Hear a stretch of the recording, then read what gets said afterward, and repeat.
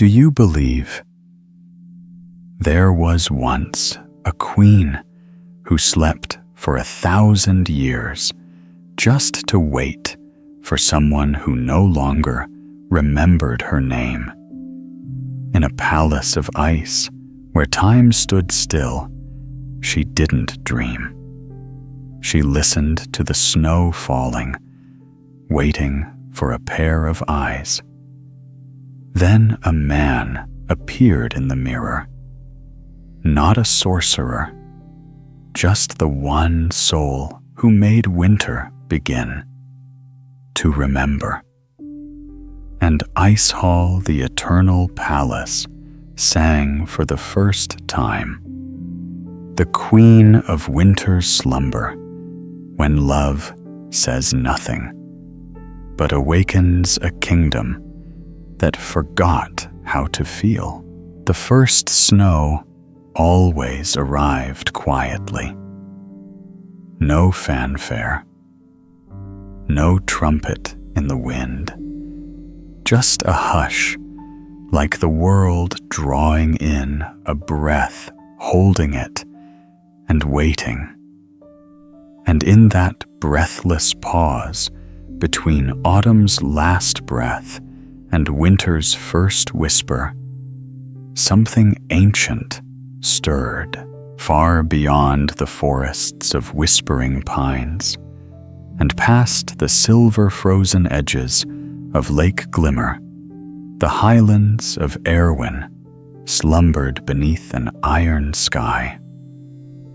There, nestled within a crescent of mountains known only as the Crown of Silence, stood a palace unlike any other ice hall. A structure sculpted not by hands, but by time, snow, and secrets.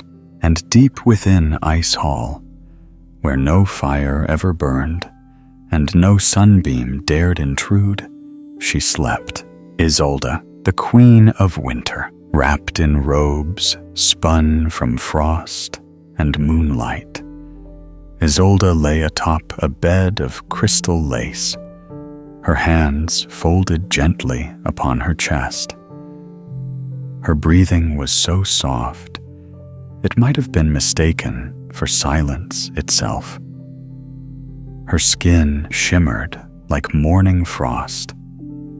Her hair flowed like silver mist across the pillows, and her crown, woven from ice and stars, rested beside her. She did not dream. She waited. She always waited, because Isolde did not awaken like mortals do. She listened.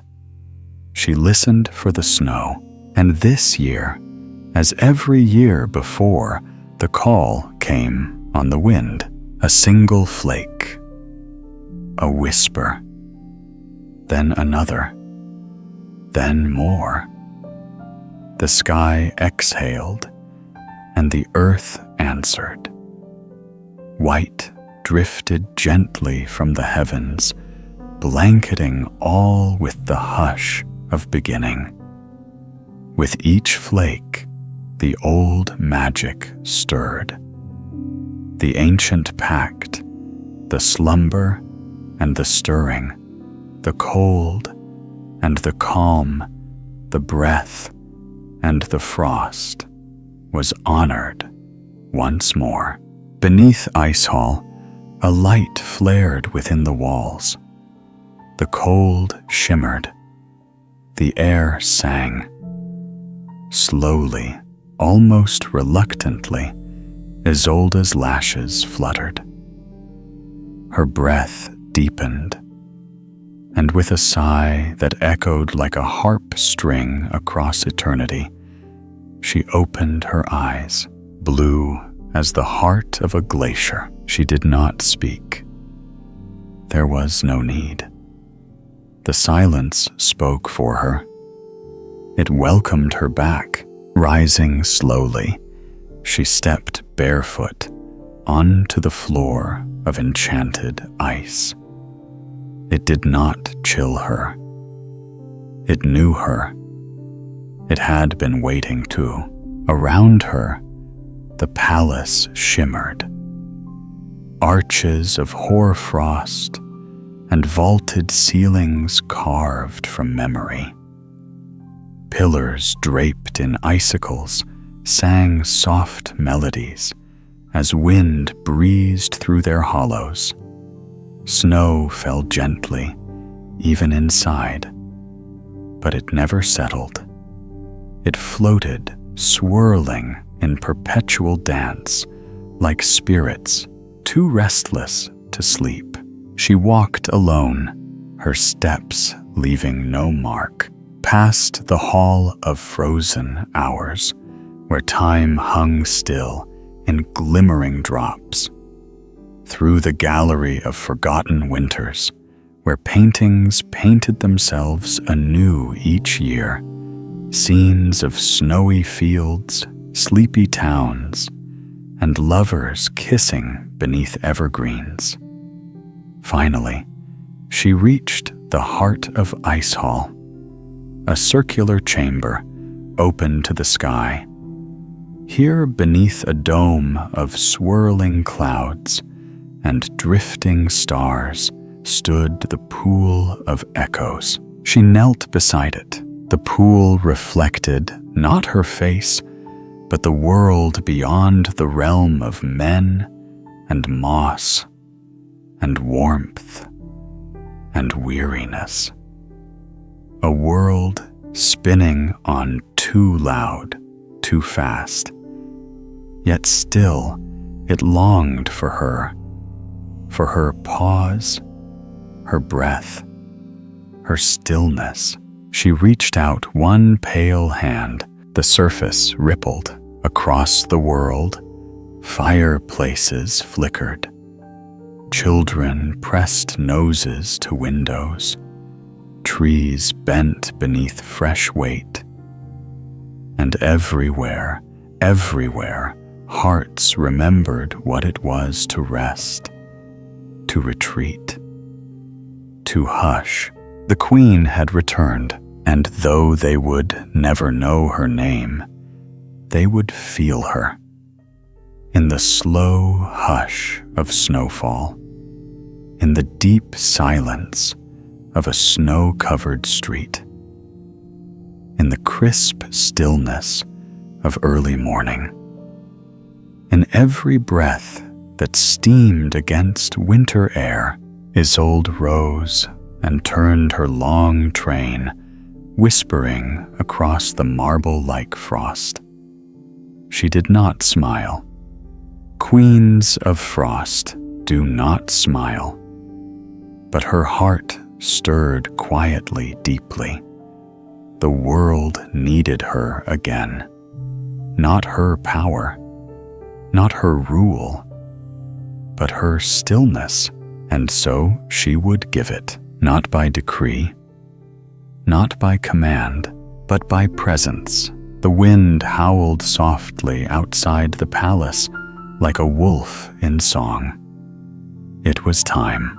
She moved to the balcony that faced the north, the place where the first snow always fell. From here, she could see the edge of Erwin, where the human lands began. Her breath curled in the air, but not from cold, from magic. Then she raised her hands. Snow deepened in the valleys, lakes sealed beneath shimmering skin, and hearts far away quieted, even if they did not know why. The season of slumber had begun. Isolde stood beneath the sky, not as a ruler, but as a whisper in the wind, a kiss on the cheek of the world, a lullaby sung through falling snow. And somewhere far below, a mother pulled her child beneath a blanket. A kettle whistled on a stovetop, and a boy gazed at snowflakes as if they were secrets from the stars. All was beginning again. All was quiet, and the queen was awake. After the first snow quietly blanketed the faraway valleys, Isolde descended the silver corridor in silence. Beneath her bare feet, the floor shimmered, paved with the crystal fragments of winters long gone, pieced together into a frosted mosaic that hummed softly with every step she took. Isolde needed no light to guide her. Every corner of this place was familiar to her as breath. The carved pillars held fractured snowflakes. The windows bore ghostly scenes of snowfall from years past, not in color, but in shifting hues of vapor and light. This entire place was memory, and memory never dies. She stopped before a towering door of ice, the entrance to the Hall of Winter Mirrors. With the soft touch of a single fingertip, the door sighed open, groaning like the wind through a deep ravine. Inside stood hundreds of mirrors reaching to the high arched ceiling, each one holding the reflection of a winter long past. Not her winters, but the world's snowy dawns, midnight festivals, moments of love and loneliness wrapped in scarves and breath. Each mirror held a memory someone once lived and then forgot. But Isolde never forgot. She kept them all like precious relics, because she knew winter is when humans most clearly hear the voice of their own hearts. She walked slowly, letting the echoes settle. One mirror showed a little girl standing under a porch, shivering, yet radiant, holding out her hand to catch the falling snowflakes as though they were blessings. In another, an old man sat by a frosted window, a warm cup of tea in hand, his gaze far away, lost in thought. A fireplace crackled in the background. Snow clung gently to the glass. Isolde laid her hand on that mirror. A soft ache stirred in her chest. Not sorrow, something deeper. Longing. A wordless yearning. Vague and ancient. As if something she once held had been lost to the wind long ago. Perhaps she had once been someone else. A soft breath escaped her lips, and she continued on. At the far end of the hall stood the largest mirror of all. But this one didn't reflect any winter. It held no scenes. It was only a still black surface, deep as a forgotten lake. This was the only mirror in Ice Hall she could not command, and the only one that ever showed her who she truly was. She stepped closer. There was no fear, only reverence. From within its depth, an image began to form. It was not her face. It was a man, cloaked in brown, his face shadowed, but his eyes. Isolde knew them, though she could not say from where. A strange tremor gripped her chest, like hearing an old melody played faintly in a room long silent. His eyes met hers, not with awe or curiosity, but as if he had always known her. She stepped back. The image vanished. The mirror returned to stillness. She said nothing. But within her, something moved. Leaving the mirror, Hall, her cloak whispered against the floor, singing like snowfall across window panes. Returning to the great chamber, Isolde stood before the tallest window in Ice Hall. From here, she could see all of Erwin stretching beneath the silver moonlight. Snow continued to fall softly, steadily unhurried. The wind swept through the pines, telling ancient stories to the listening trees. But this time, Isolde heard none of it. Inside her was an echo. Those eyes, where had they come from? Why did they appear in the one mirror that had never reflected anything living?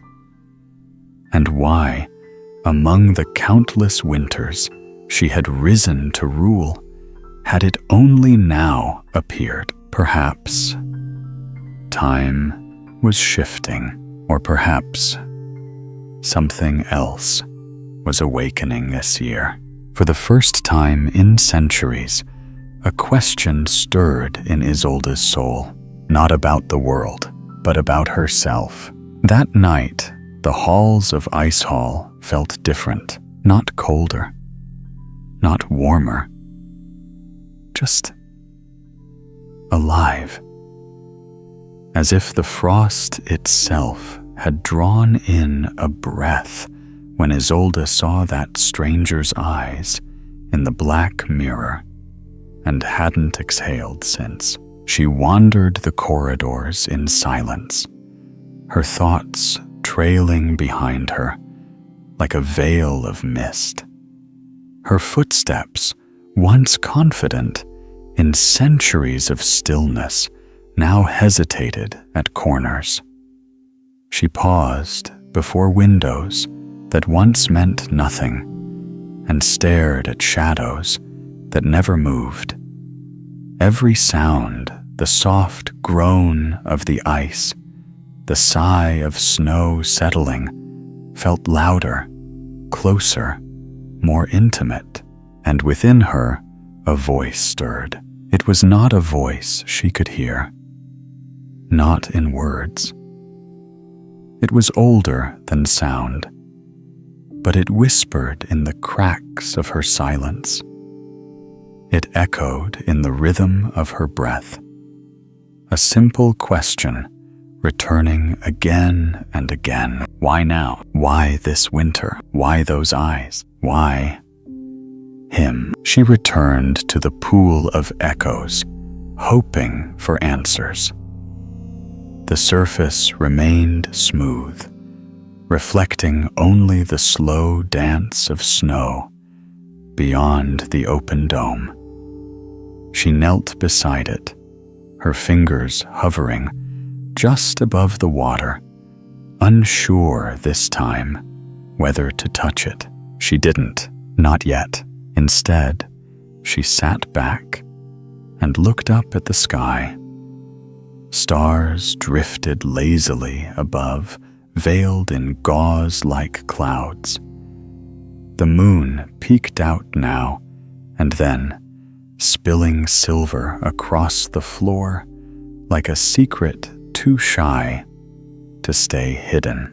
And that's when she felt it, a flicker, a thread, far beyond the mountains, beyond the pines, beyond the places where her magic quietly pressed against the world. A presence, not power, not pain, just warmth, flickering like a candle in wind. Fragile, human. It was him. She didn't know how, but she knew he was real, not a ghost in the glass, not a trick of the mirror. He was out there, and she had seen his soul. Isolde rose, her breath shaking just slightly as it touched the air. Her hands, always steady, now trembled. Not from cold, from knowing. She stood on the threshold of something unnamed, far below in the human world. The man stirred. He didn't know her name. He'd never heard it. Yet he dreamed of her often, in fleeting flashes. Ice-covered forests, a cathedral made of frost, a woman with silver hair, walking barefoot across marble snow. The dreams never frightened him. They didn't even feel like dreams. They felt like memories, but memories of what? His name was Elias, a quiet man, a traveler of sorts, not by profession, but by heart. He had always walked alone through mountains and meadows, past rivers and ruins, searching for something he couldn't describe. A feeling, a pull. And this year, for reasons he didn't understand, he had come north, to the edge of the world, to Erwin. He stood beneath an overcast sky, the snow falling gently around his shoulders, and looked up at the distant ridgelines, cloaked in white. There was something in him that ached when he saw them, a stirring deep in his chest, like a long-lost song he had once sung, but forgotten the words to. He closed his eyes, and for a moment, he saw her, not clearly, just an impression. Pale eyes, a crown of stars, silence so profound it felt like prayer. He opened his eyes again. The mountains waited. Back in Ice Hall, Isolde moved through the vault of breath, a quiet chamber, carved from air and ice, where the wind was preserved in song. She could hear every winter she'd ever ushered in, each breath she had once shared with the world. But something was different now. The song had changed. There was a note she didn't recognize, a tone not made of frost or silence, a melody built not of stillness, but of longing. And it resonated deep within her, vibrating through the halls like a heartbeat. Had she always longed for something more? She had never questioned her role. Winter came. She rose. The world slowed. She hushed it. Then she returned to sleep. Always the same, always alone. But this winter, something within her refused to settle. She moved to the center of the vault, where the winds swirled like a low chorus and whispered into the still air. "Who is he?" Her voice barely stirred the cold, but something answered, not in words, in feeling, a warmth, faint, but undeniable. It filled her chest, and for the first time in countless seasons, Isolde closed her eyes, not to sleep, but to feel. And what she felt was the beginning of something she didn't yet understand, but it was enough to change her next step, enough to send a ripple through the snow, reaching far and farther still. Snow fell heavier as Elias climbed, not in anger, not in storm, but in presence. The flakes grew larger, slower, more deliberate, as if the mountain watched him and whispered, "Yes, keep going." He had no map, no trail, no companions, just instinct. Just that quiet pull in his chest, like a compass, not pointing north, but pointing home. Every step deeper into Erwin felt familiar and strange. Trees grew farther apart. The wind grew quieter. Even the cold changed. It was no longer something to fight. It became something to listen to. And the silence, it wasn't empty. It was waiting. Elias paused beside a frozen stream, letting the quiet settle around him. He touched the bark of a sleeping birch. Snowflakes clung to his lashes, unbothered by breath or blink. "I've been here before," he whispered. He hadn't.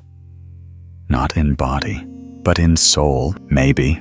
Above Isolde stood at the edge of Ice Hall, where her realm kissed the boundary of the waking world. A narrow path of frost extended from the final tower, tracing out into the open mountain air like a ribbon of moonlight. She had never walked it. She was the Queen of Winter. Winter came to her, but now her feet ached to move. Wind lifted her cloak. Her crown shimmered in the half-light. She stood unmoving, yet the world within her shifted like river beneath ice. She could feel him drawing nearer, not in distance, in frequency, like two notes finally finding harmony. She closed her eyes, and suddenly, there he was again, Elias, his breath misting before him, his heart beating like a steady drum in the hush, and her own heart, once a quiet rhythm of seasons, answered it. She opened her eyes. Then she stepped forward. The ground didn't crack, the sky didn't darken, but something changed. A silence inside her broke. Elias crested a ridge and stopped. Below him, a wide expanse of untouched snow stretched across a shallow valley. Pines lined the far edges like guardians, unmoving and ancient. But at the center, something shimmered, a narrow path of purest frost, too precise to be natural, too still to be random. He stepped onto it. The air shifted, warmer, no, just aware. He walked slowly, listening, not with ears, but with something deeper, with memory, with wonder. And with every step, that pull in his chest grew stronger. A quiet ache blooming into something fierce and gentle at once. He didn't know her name, but he was walking toward her, and he knew he must. Isolde passed through the gate of first snow, a shimmering arch woven from silver branches and frost light.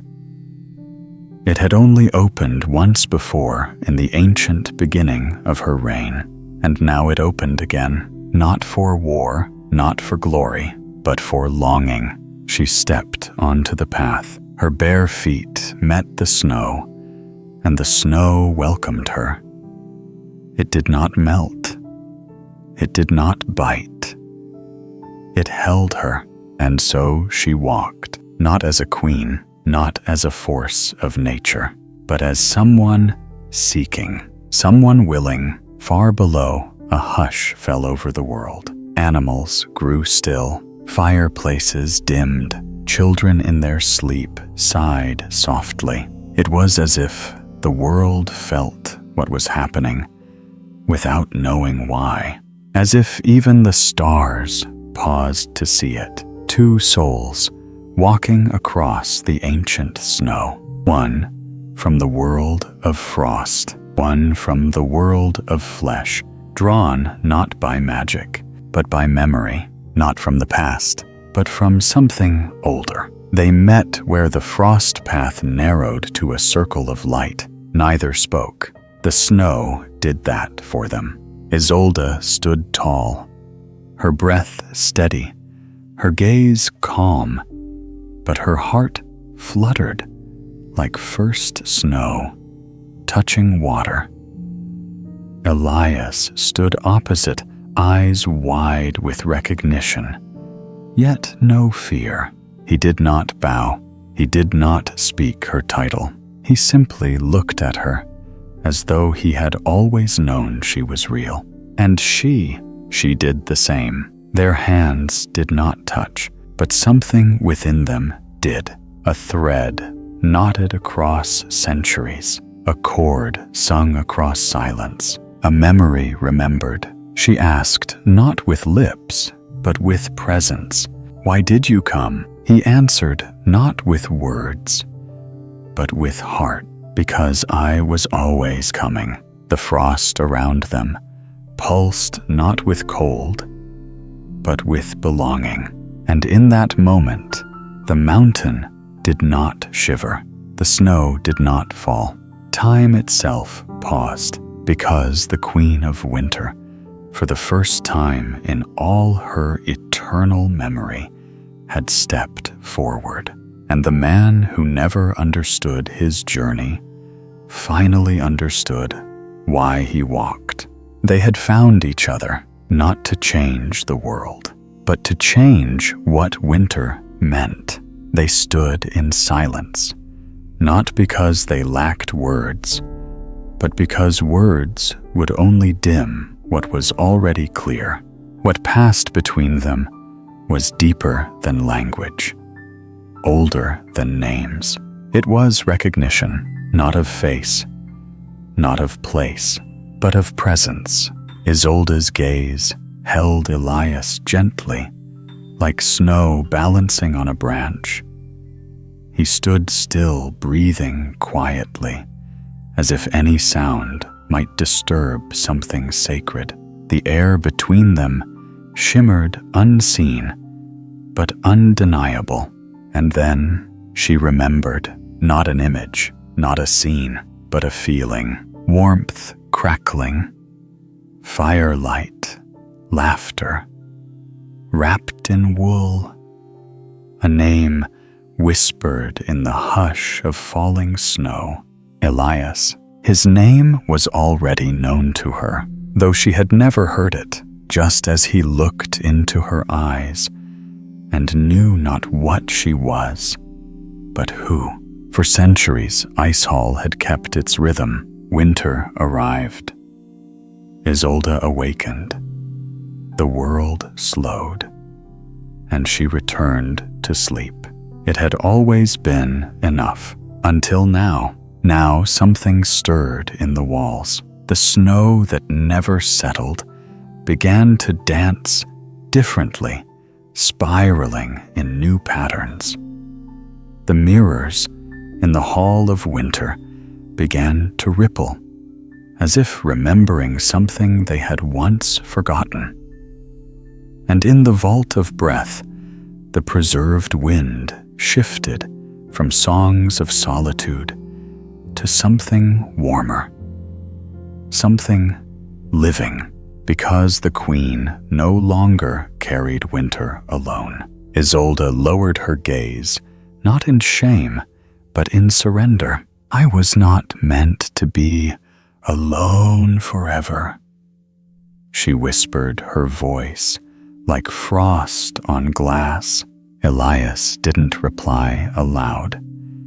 He stepped closer, one foot pressing gently into the untouched snow.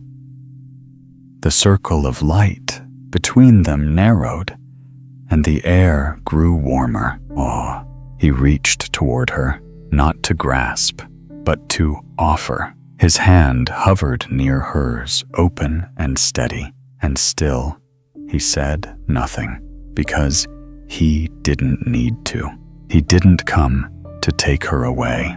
He came to be with her, and that, more than any vow, thawed something in her chest that had been frozen for too long. She looked at his hand, delicate, mortal, and yet eternal in some way she could not explain. Slowly, she placed her fingers in his. The world did not explode.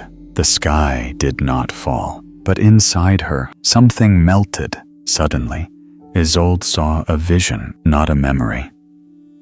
Not exactly. A village, blanketed in white. Children building towers of snow. A man, Elias, guiding her through a market filled with lanterns. She was laughing. Not softly. Not carefully. Freely. A freedom she had forgotten she could have. She blinked, and it was gone. But the echo of it remained. He saw it too. For a moment, the veil between what was and what might have been lifted, and they stood in both at once. The sky above them shifted clouds, pulling apart like curtains. A soft ribbon of northern light unfurled across the darkness, subtle glowing like the breath of the stars.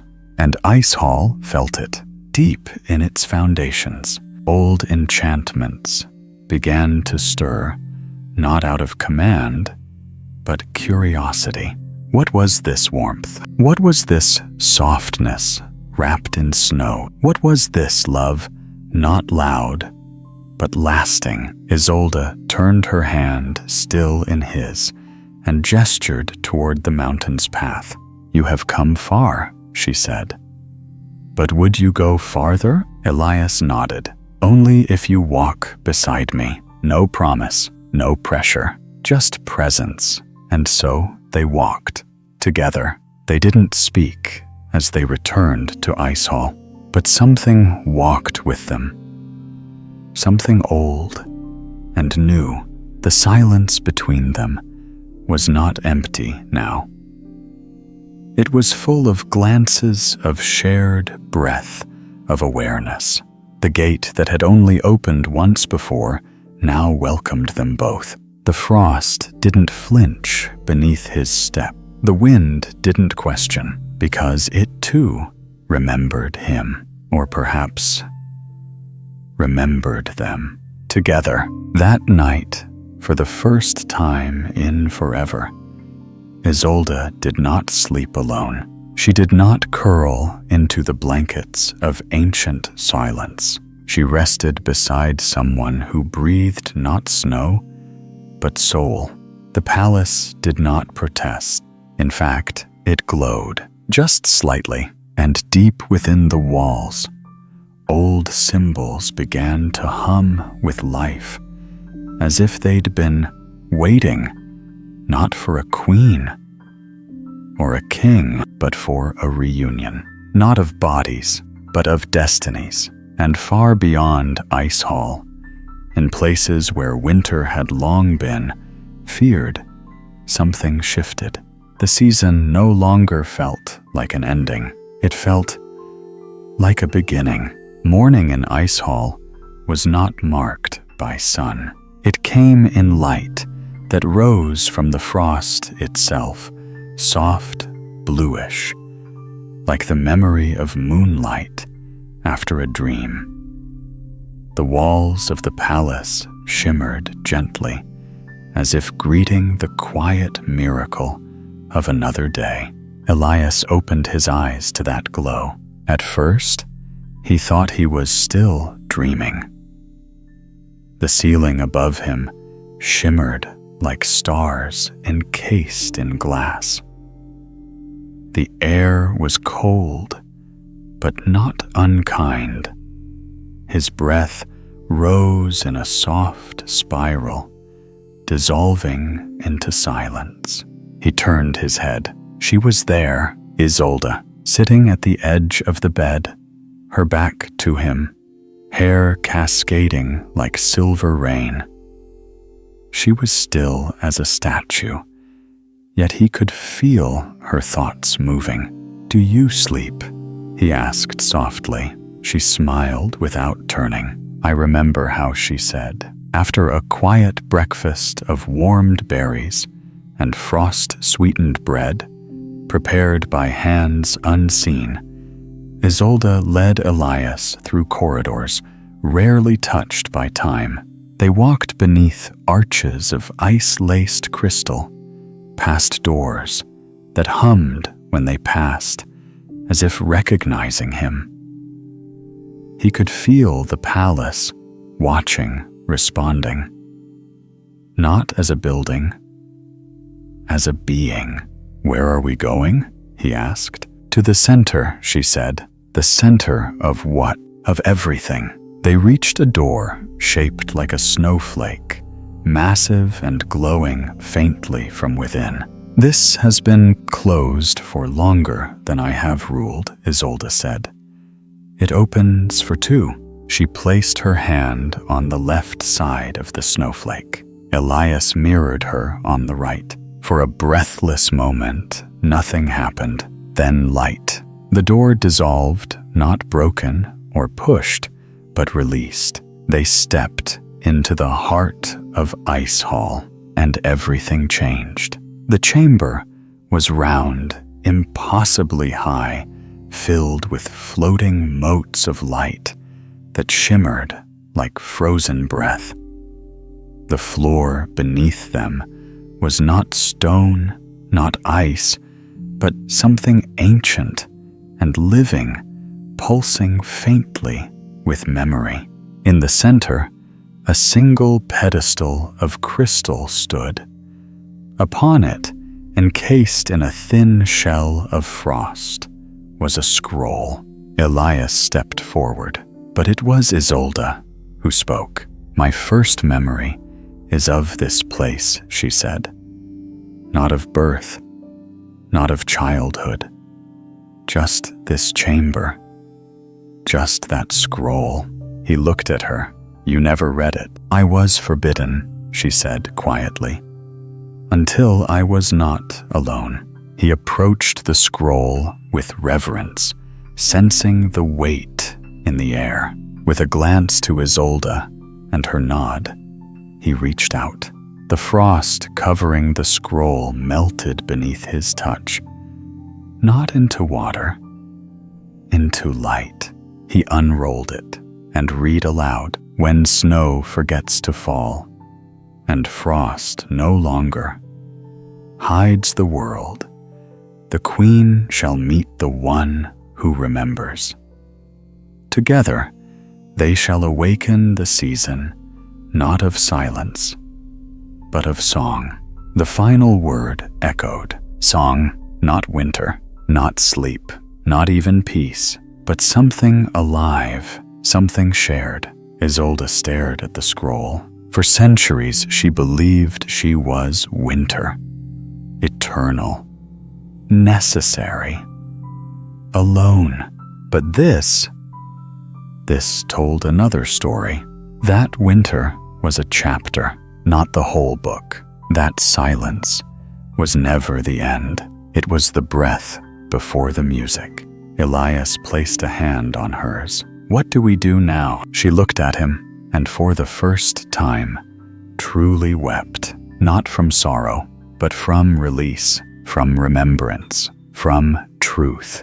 Outside, the snow slowed, not stopped, just softened. The wind no longer sang only of stillness. It hummed of warmth, of hands held, of a world shifting gently deeply. As they left the heart of Ice Hall, the scroll dissolved into light, returning to whatever dream had first birthed it. And as they walked through the palace, everything shimmered a little brighter. The Hall of Winter Mirrors showed images of the present, not just the past.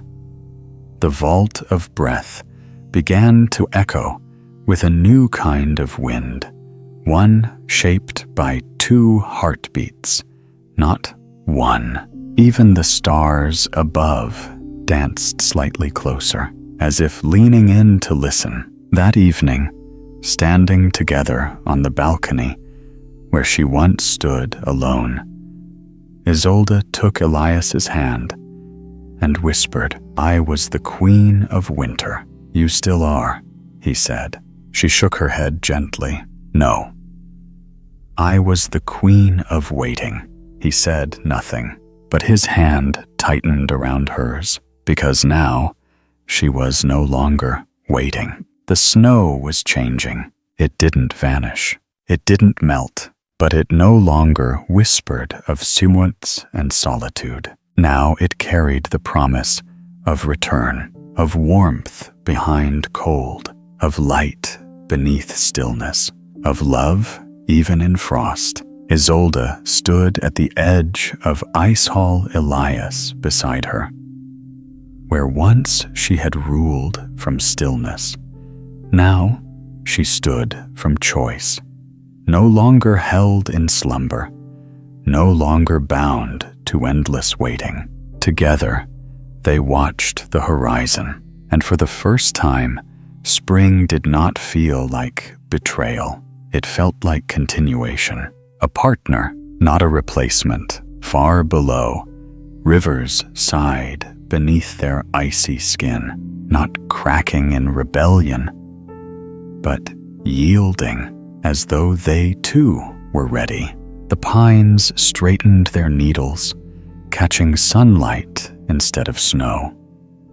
Birds returned quietly, tentatively, as if unsure whether they were early or invited. The world was responding because the queen had remembered she was more than winter.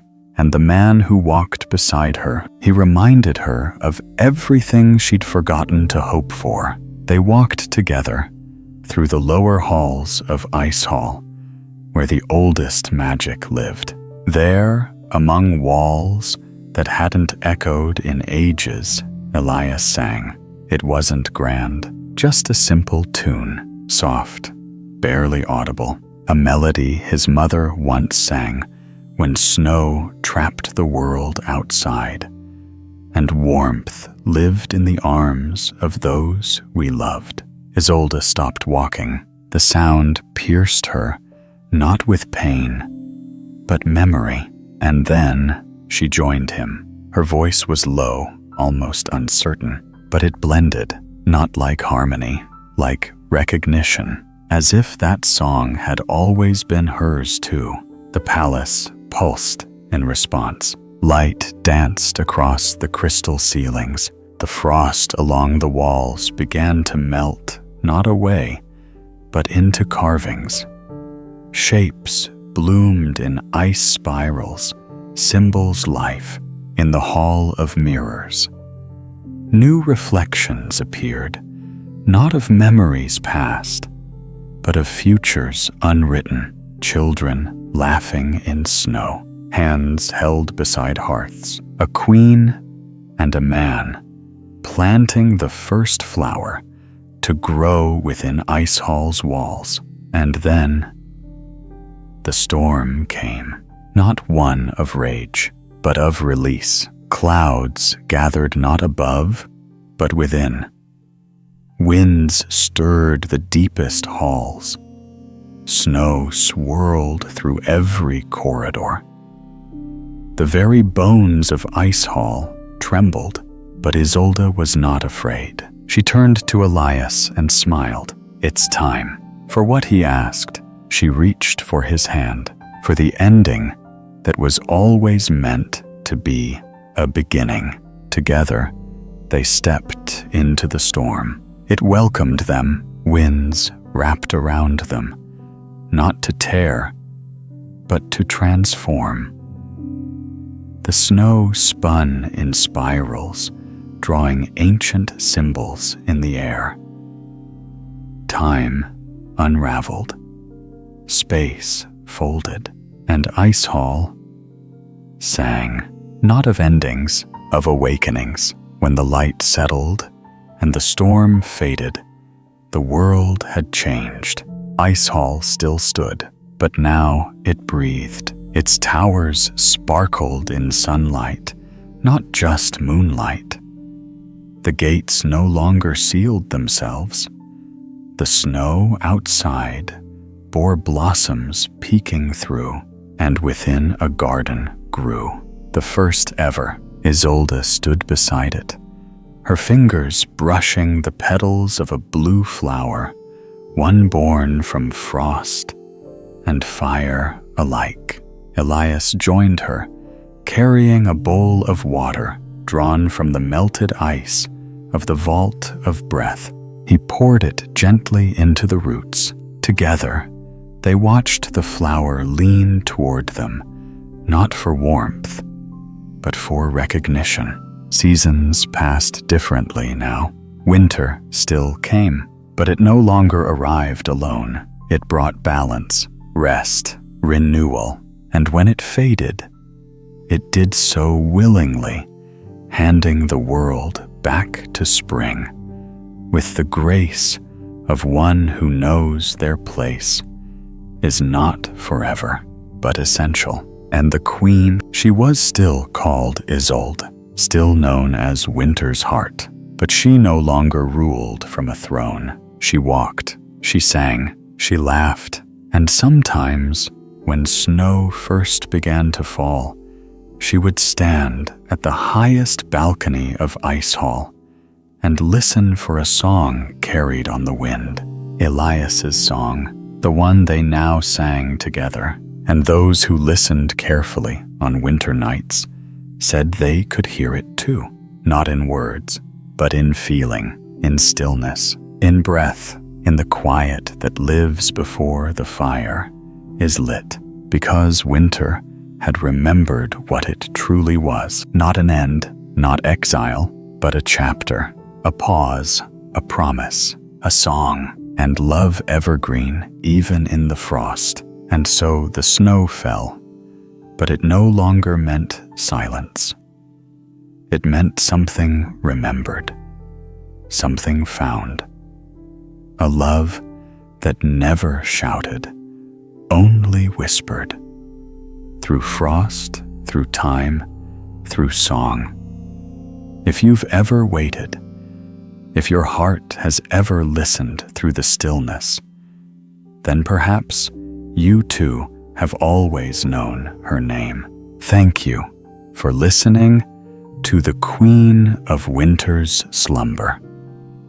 If this story touched your heart, subscribe for more tales whispered between snowflakes. Leave a comment. What part of the story stayed with you most? And until next time, may your silence be full of warmth.